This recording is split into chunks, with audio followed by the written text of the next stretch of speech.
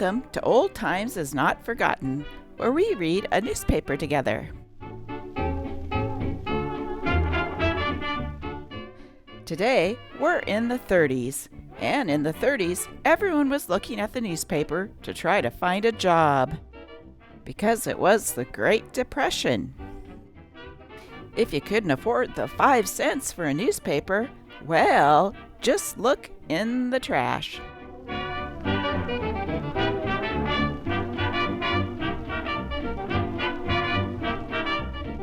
We will see what life was like in a small town in America by reading the Ionia County News from Ionia, Michigan, dated Thursday, June 15th, 1933.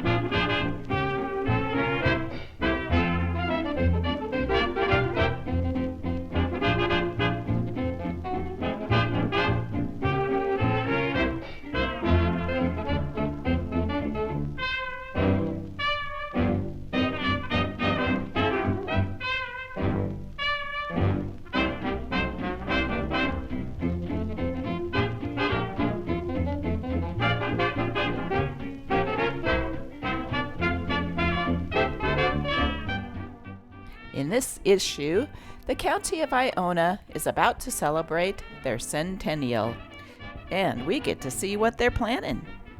It all starts with some old-fashioned fun. Have you ever been in a tug-of-war contest? Tug-of-war will see heavyweights of county pulling.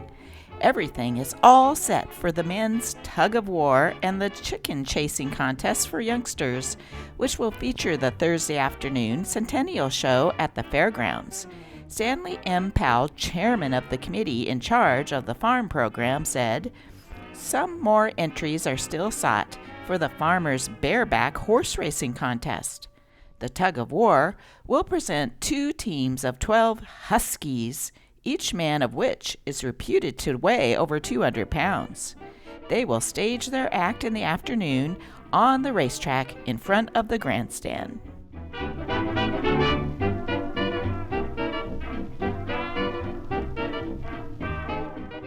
Here's a quick newsreel of some 1930s entertainment.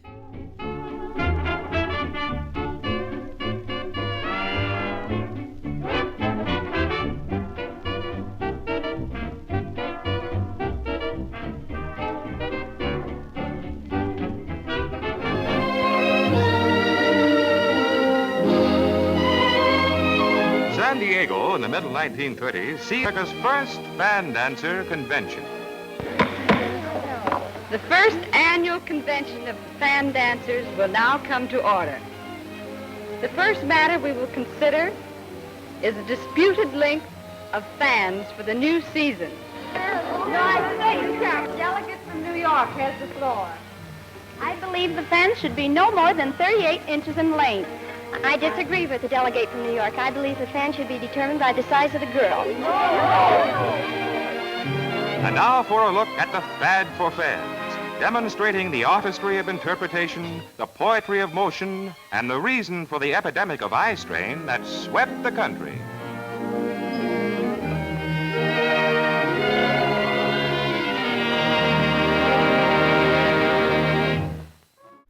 Summer styles in white hats, only $1 each at Maud Humphreys, 402 and a half West Main Street, Ionia, Michigan.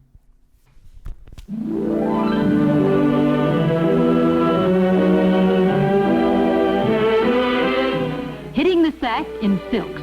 Here's a long look back to the early 1930s to lounging fashions for men with plenty of time to lounge.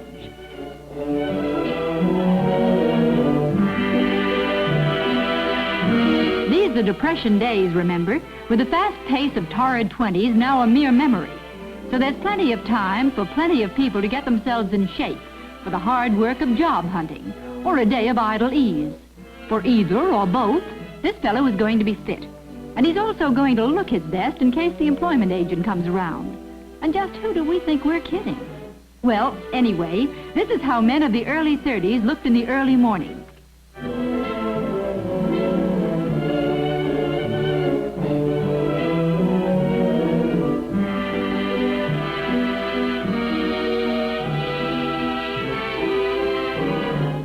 And they put their libraries to good use. Well, we can dream, can't we? Here's a lengthy showing of what men in the early 30s used for shorts. The flashier and fancier, the better, according to the fancy pants of the times. Since this is what he wore where it didn't show, just think of the terrible flurry and flash he must have sported on his tie. Everything he wears is silk, so the poor worm wouldn't recognize it. The worm who spun it, not the one who wears it, we mean.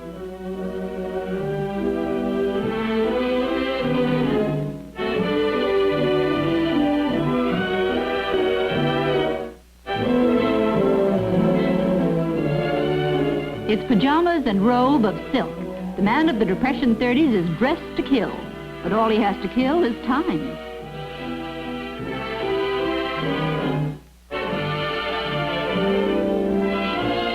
And with plenty of that on his hands, what's he do? Why, it looks as if he's going to read one of those books. Of all things.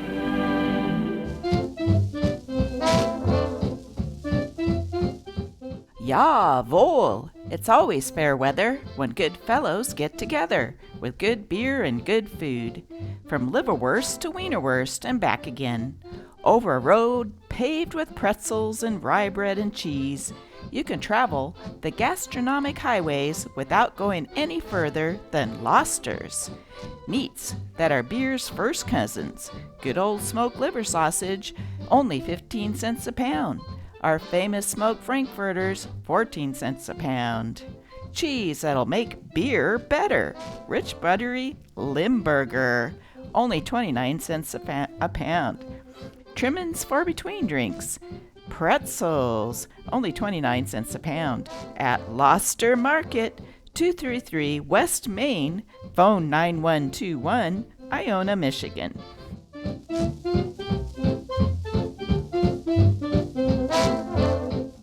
Since money was tight in the 30s, some people decided to get rich by making an invention.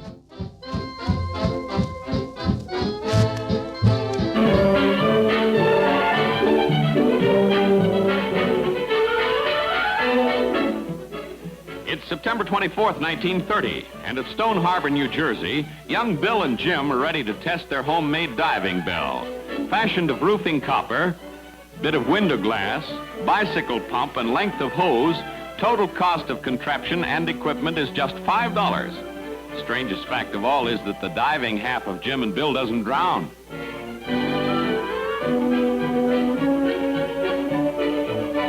Well, now the fish have seen everything, including that magazine, because it's probably last week's.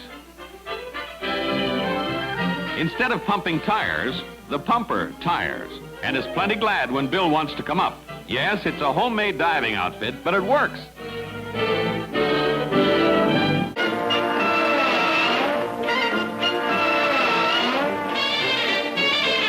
Those aren't overgrown bat's wings, but here in Brookline, Massachusetts, Boston concert singer Madame Helen Alberti has bravest but battiest idea of 1930. She thinks she can fly. Pardon me, madam, but your propeller's missing. And if you don't mind my saying so, your flaps are down.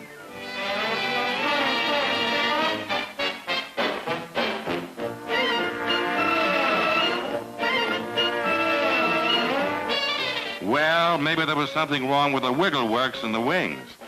While Madame Alberti refuels, her trusted and trusting assistant heads into strong wing for stab at soaring. Hey, fella, you're supposed to go this way. While ground crews still work over Bomber Alberti, the pursuit ship heads down runway in another attempt to take off. It's that old adage, if at first you don't succeed, fly, fly again.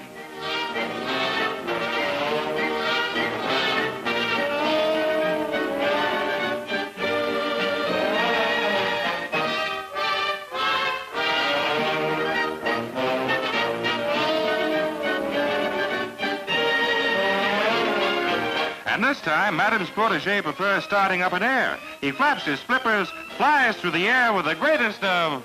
Oh, pardon me.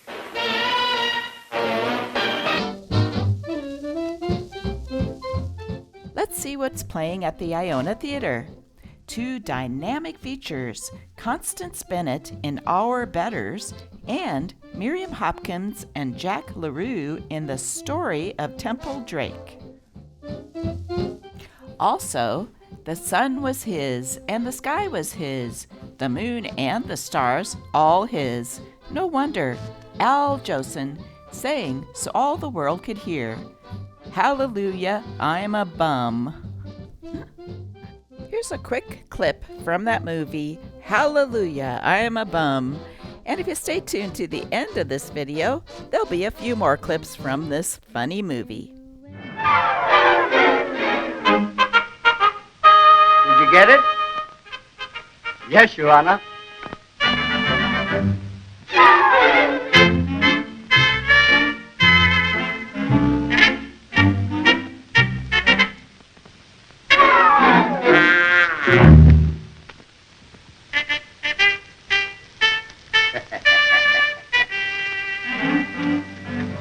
Is he dead, Bumper? Sure he's dead. The fall must have killed him. Get that common food away from here. Did we fry him, Bumper? No, we're going to broil him. Oh, fry him is better. No, I think we'd better broil him. Oh, broil and fry him. Now let me do it my own way, will you? We broil him. We fry him. We broil him. We fry him. On Sunday, Monday, and Tuesday, a thundering drama of war under the sea. Hell Below with Robert Montgomery, Jimmy Durante, Walter Houston, Madge Evans, Robert Young, and Eugene Paulette. The spectacular $2 production that thrilled Broadway comes to you now at the popular prices. One of the mightiest pictures of all times. The height of production magic sweeps across the screen with its glorious romance, new thrills, and many laughs. A thriller you will love.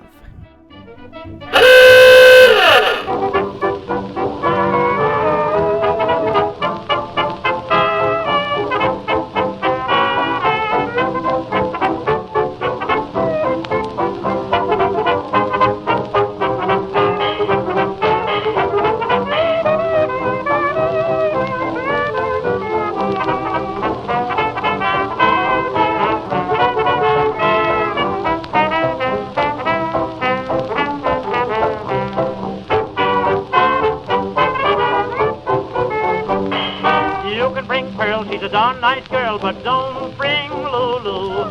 You can bring Rose with a turned-up nose, but don't bring Lulu. Lulu always wants to do what the boys don't want her to. When she struts her stuff around, London Bridge is falling down. You can bring cake or porterhouse steak, but don't bring Lulu. Lulu gets blue when she goes cuckoo like the clock upon the shelf. She's the kind of smarty who breaks up every party. Hullabaloo, don't bring Lulu, I'll bring her myself.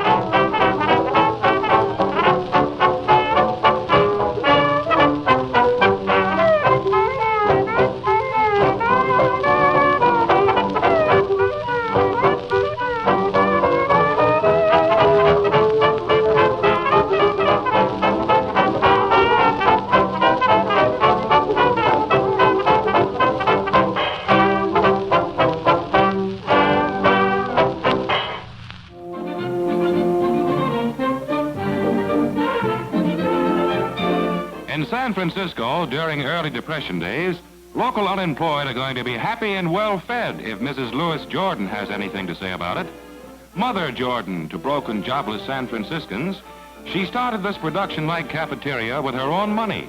Impressed businessmen soon ate her, however, but not with money. All Ma Jordan will accept is food and clothing.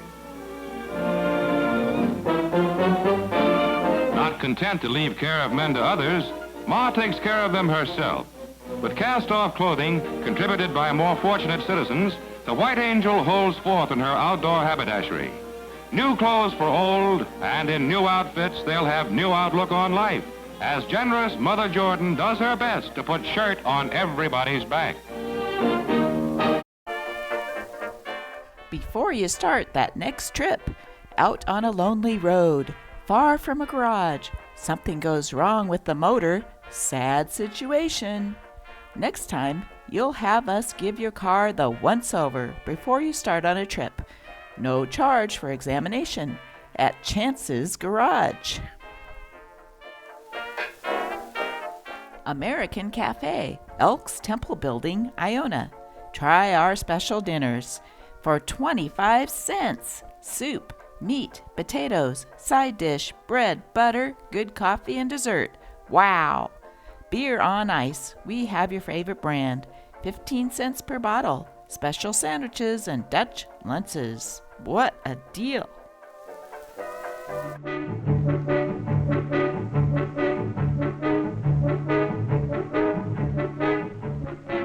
Turkey wheat down. Swiss on white. Two combo rye, Russian. Come again? Two combo rye, Yeah, Russian. all right. Chocolate malted. 81. With BT down. Western, 1 up. Burn one.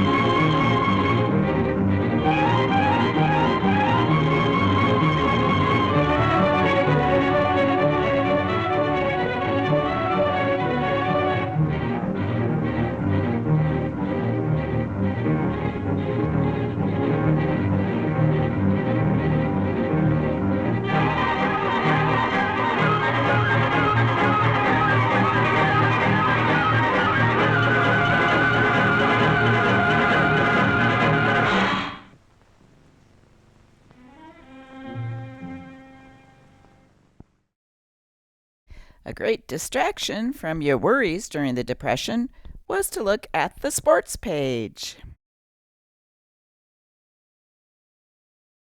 Hoagland's horse pushball, tearing down the track in front of the grandstand, picked teams of daring horsemen present the thrill of thrills, horse pushball. It is a competition between the horses themselves. The riders are astride only to guide them in the direction of the ball.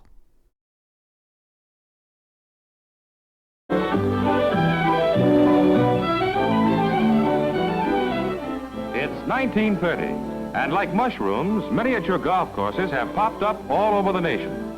There's hardly a vacant lot in America that hasn't been turned into a pattern of paths for putting.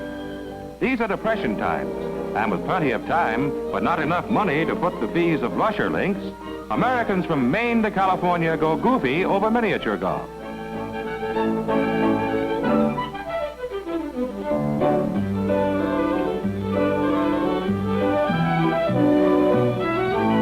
In 1930, millions of Depression-dazed Americans were mighty sad. They had to wait in line to rent a ball and putter and play miniature golf.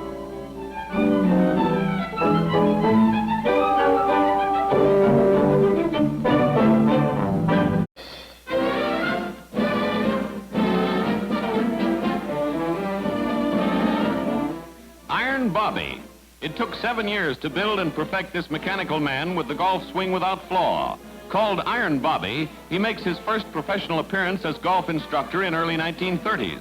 And promise is, if you'll do as Iron Bobby does, you'll play golf like Bobby. Bobby Jones, that is. So everybody's eye is on Bobby as Bobby keeps his eye on the ball.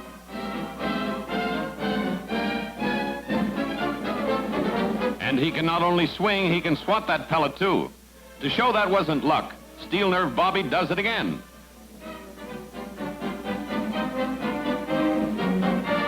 But what fun is this if you're just a handsome robot? Hoagland's Auto Polo, as played by teams coming up to the present-day standard. Auto Polo is a smashing, crashing game of thrills. Only experienced players, fearless in action, and expert from every standpoint, are eligible to take part in an Auto Polo match.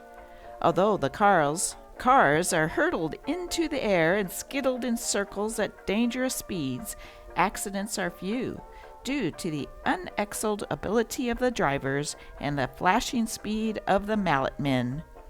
The American and English teams that will play at the Ionia Free Fair have met in rivalry several times in the past 4 years and are evenly matched. The American team is particularly aggressive, having broken 60 wheels, 11 front axles, and 22 rear axles in less than 4 seasons of play.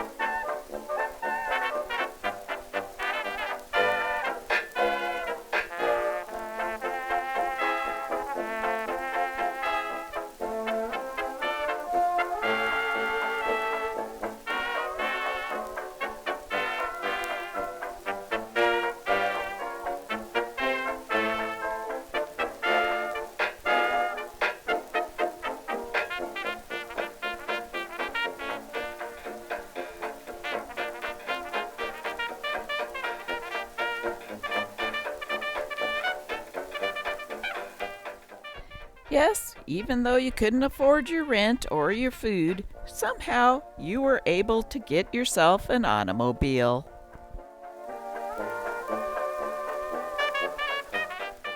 And owning an automobile came with a lot of troubles.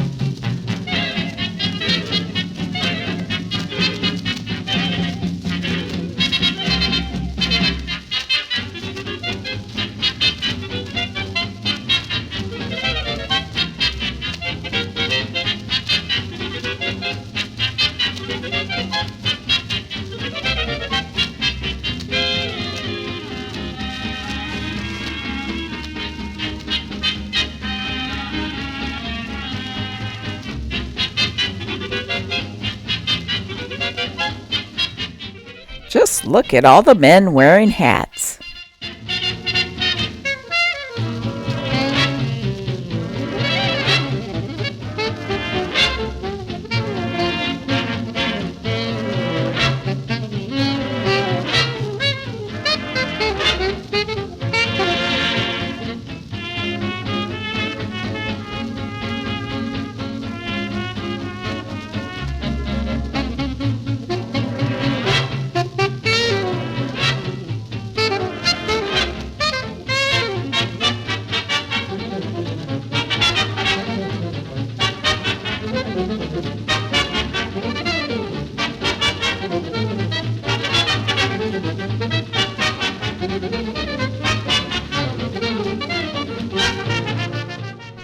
must be Sunday.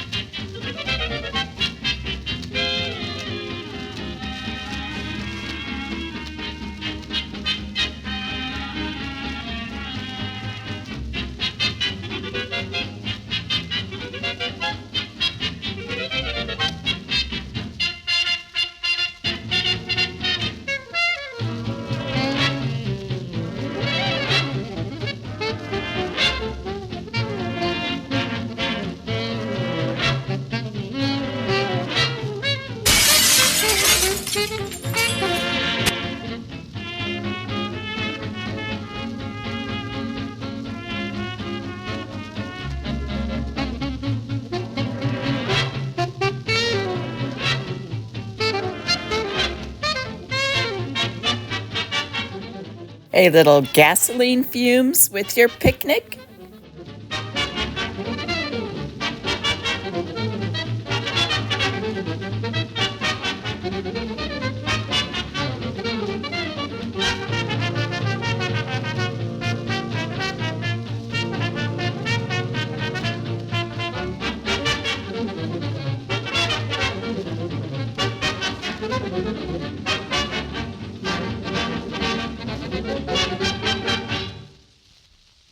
Let's finish today's newspaper today with some car bargains. Here are 1933's greatest used car bargains. A 32 old sedan, 6 wheels and fender wells, only $545. A 31 Buick Master 8, $495.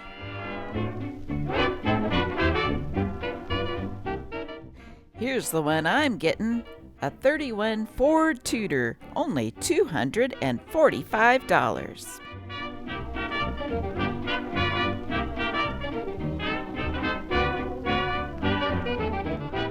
Here's that bonus clip I promised from Hallelujah, I'm a Bum, which shows another good use for a newspaper.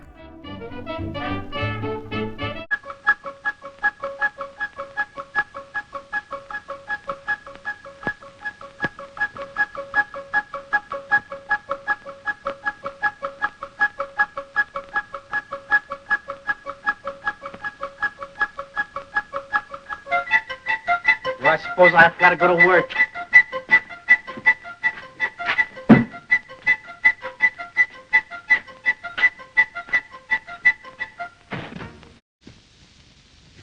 Say, Egghead, before you settle down to chat, please get me the morning paper. You've got a varlet, haven't you? Your manners leave much to be desired. Still, one can't have everything. Egghead, you've been neglecting your work. This paper's 2 days old. Not even a copy of last night's Sun. No system, no system. Keep on looking, it's there. Hey, what are you doing? If you'd have put aside the papers as I asked you to.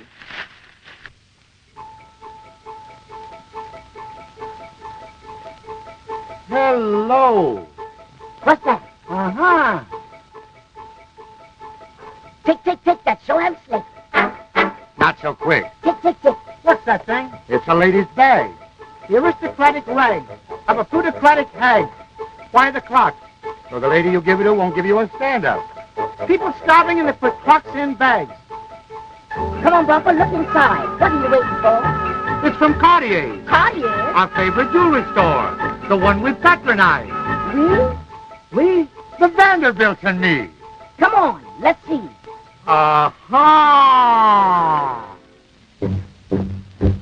What is it? $1? Hey, brother, don't holler. 1,000. A grand, that's a mint. 1,000. Must be a misprint. 1,000? 1,000. Is there any reading in it? $1,000. Let's sit down for a minute. It's counterfeit, but if it's good, 1/2 is mine. 1/2 is yours. 2 divide. My blue blood reddens with jocularity. My noble heart is filled with thoughts of charity. But from the truth, you show a slight disparity. Plebeian youth, I deign to say to you 3 little words. 3 little words? 3 little words. Screw, bum, screw.